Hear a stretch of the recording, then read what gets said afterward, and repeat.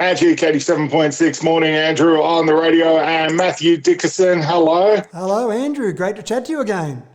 Always a pleasure, mate. Now, we know Bill Gates is still alive, so Microsoft haven't dug him up from the bottom of the ocean yet. So what have they actually gotten? Well, Microsoft's not a name that you normally associate with ocean exploration or with burying people on the bottom of the ocean, but they actually did bury something at the bottom of the ocean a couple of years ago. They buried a data center. And the idea was that they thought, let's put a data center at the bottom of the ocean. It's cooler, so they can save on cooling costs of a data center. And one of the big issues with the data center is that people want to go in and look at their servers and touch their servers, and they don't really need to. So they figure if they put it at the bottom of the ocean, then they can actually say to people, you literally can't go and touch your server. The other thing they did, which was quite interesting, was they filled it with nitrogen rather than filling it with oxygen. And the idea was to try and see if they could reduce the corrosion inside the actual data center and have more reliable servers. And what they found after they now pulled it up and they've basically analysed all the information on it was that it did actually reduce the cooling costs because it was a bit cold in the bottom of the ocean, and it did actually give you some more reliability. They only had 8 server failures out of the 855 servers they had on board. So I don't think we'll see a mass migration of data centres from land to the bottom of the ocean yet, but I can see that this will be a space that we'll see more and more data centres go in the future. Yeah, right. They can put a data center in the bottom of the ocean, but they still can't fix the integration between audio in Windows 10. Yeah, look, don't be too harsh on them. They're just doing one thing at a time. They were all focused. Oh, come on. They're all focused on what was at the bottom of the ocean. They don't have time to fix those things in Windows 10. Oh, jeez. Yeah, no, heaven forbid we all get into real-world situations here. Yeah, let's go spend millions of dollars and put a data center in the middle of the ocean. Yeah, it's a great idea. That integration thing, yeah, we'll worry about that in the next release. Yeah, who needs that anyway? I know, right? No one's going to need that. It's fine. Hey, Newcastle University, they've helped convert coal-fired power into fossil-free fuels. No way, how have they done that? Well, it does sound a bit contradictory, doesn't it? How can you possibly have a coal-fired power station that's fossil fuel-free? Well, what they're doing is they're working on blocks, little bricks of heat. And so it's an interesting concept. The whole idea of a coal-fired power station is pretty simple. You heat something up to produce steam to then spin a turbine. Well, if you can work out something else to use apart from burning coal that could be fossil fuel free, then you've got coal-fired power stations that can be used. And the example they gave was quite interesting. They said it's a pretty complicated process to explain how they capture heat, but the way they explained it was a choc chip muffin. They said when you put a choc chip muffin in the microwave, you heat it up, you can still pull out the choc chip muffin. It's all okay temperature-wise to touch with your hand, but if you bite into one of those little choc chips, they're very hot inside. And that's kind of the way they're doing it on a slightly more complicated scale with these heat bricks. So they're capturing heat inside the bricks, and so then these bricks can be put into something like a coal-fired power station, produce heat up the water, produce steam. There we go. We've got renewable energy used to produce coal-fired power station energy. Fantastic. Yeah, sorry, you had me lost there at chocolate chips. So you were just doing a Homer Simpson where you're going, chocolate chip. Yeah, no, we're doing this thing at our place at the moment called Sugar-Free September, Matt, and I've been devoid of sugar now for days, weeks. And it's probably a good thing because there's probably a reserve here that'll last me till 2027. But I do worry about these things, and you've got to have it starting with the first letter of the month. So, sugar-free September. And what happens when we get to October? Is it oxygen-free October? I mean, I do worry about what people come up with these different months. I don't know. What were you talking chocolate chip? That's all I've got on my head now. That's all right. We'll move on here. Motorola, they're back in the mobile phone game. Are they just getting too cocky right now talking about their folds? Because there's not how many folds you got, man. It's how you use the damn thing. That's right.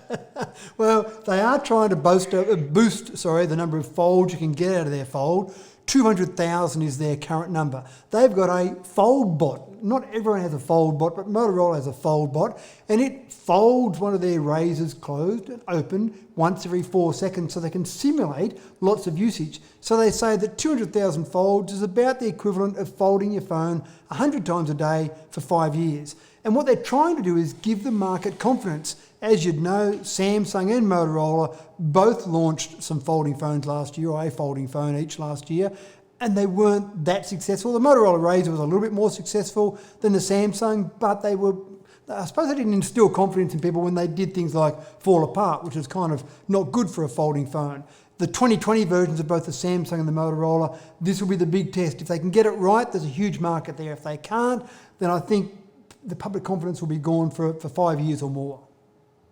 Yeah, because Motorola used to be the brand everyone wanted back in the day. I mean, I had a Motorola phone, but I wasn't cool because I didn't have the flip Motorola. Even though I had a Motorola phone, my mates were still like, "Yeah, man, but you haven't got the flip, and the flip's the go." Well, this flip, this flip will be the one to have if it gets to that point where it is successful. But it won't be cheap. It'll be both the Samsung and the Motorola are getting pretty close to $3,000 you'll pay for it. Of course, people will put them on plans, but they're expensive phones. Ah, crazy. I think my first phone was on a $50-something, even $50 back 20 years ago was a lot of money, especially when you're dealing with that. And then your mate's going, "Oh, you haven't got the cool phones." That's right. The Hummer is back, and they're going to release an electric version. They've got an electric version, and it's not what you associate with a Hummer, is it? You think of a Hummer, there's huge engine in there, pumping out fumes everywhere, guzzling the fuel. But this is an electric Hummer, but they've actually been using a crab in part of its marketing. And you think, well, why would they use a crab?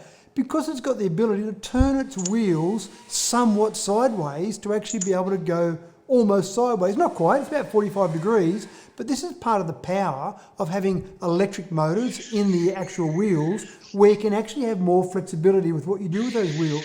And one of the competitors to the Hummer will be the Rivian. And the Rivian is coming out with a couple of interesting models. One of them can turn its wheels sideways and actually turn around on itself a bit like a tank. It's actually called tank mode.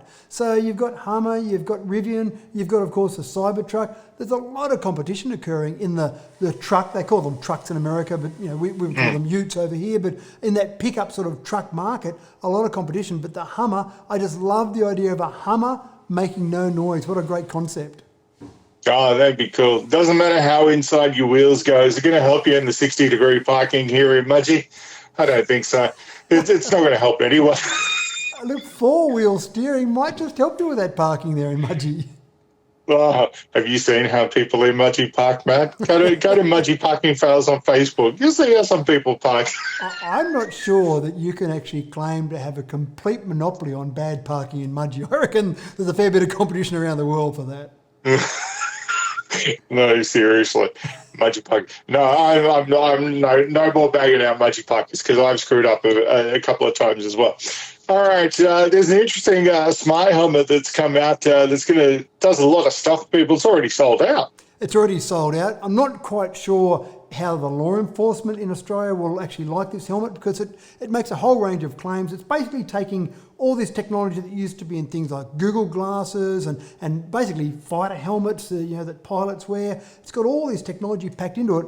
One of the claims it makes is that it can actually alert you to a speed trap or a radar upcoming, so that basically people sitting there or police sitting there on the side of the road trying to catch people speeding, this helmet will tell you about that. It's got navigation inside it, it's got audio clues inside it, so you can actually hear audio in terms of turn left, turn right, flashing lights inside it for turn left, turn right. It's actually got a dash cam equivalent in the chin of the helmet.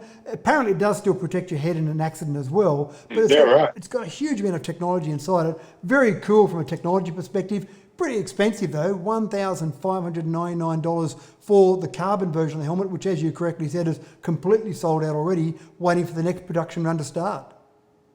Wow, that's crazy. Continue when a magpie's about to swoop on you. That's the technology everyone wants in a helmet.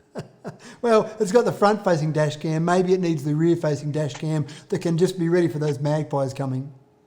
Could do. Would that still be illegal to use in New South Wales, considering they outlawed, radar detectors in the 90s, didn't they? They did outlaw radar detectors, and so I think this is more basing it on where speed cameras are normally located rather than normal radars, but it didn't go into much detail when I was reading the information on it. Didn't go into a lot of detail in terms of how it will tell you where a speed trap is or where a camera is. It just talked about the fact that it would alert you to that to try and reduce the ability for you to have a speeding ticket.